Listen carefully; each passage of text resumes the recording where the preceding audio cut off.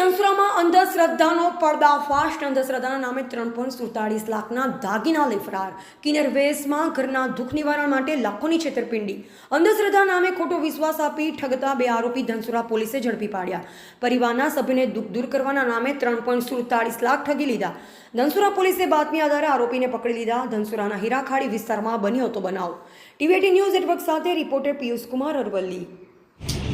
તારીખ 5/7/2024ના રોજ Dhansura police station વિસ્તારમાં હીરાખાડી કંપા ખાતે ફરિયાદી જયકુમાર નવીનભાઈ પટેલના ત્યાં બપોરના સુમારે 2 માસીબાના વેશ ધારણ કરીને 2 મહિલા કપડાં પહેરીને આવેલા પુરુષો, અને તેઓને ઘરમાં ચાલતી અંધશ્રદ્ધા બાબતે, ઘરમાં ચાલતા દુઃખ બાબતે અંધશ્રદ્ધા દૂર કરવા માટે તેઓ ખોટું નામ ધારણ કરી અને તેઓને પાસેથી તમારા ઘરનું દુઃખનું નિવારણ કરી આપવાની લાલચ આપી અને તમારે દાગીના લઈ અને મારે સ્મશાનમાં વિધિ કરવા જવું પડશે એમ કહી અને એ દાગીના લઈને છેતરપિંડી કરી અને નાસી ગયેલા. જે બાબતે ધનસુરા પોલીસ સ્ટેશન ખાતે ગુનો નોંધાયેલો અને તાત્કાલિક એની જુદી જુદી ટીમો બનાવી અને તપાસ હાથ ધરવામાં આવેલી, જેમાં સિનોલ બસ સ્ટેન્ડ પાસેથી શંકાસ્પદ વાહન Hyundai Santro car GJ3 EL 0637માં આ સગમંદીશોનો મળી આવેલા. તેની અંગઝડતીમાંથી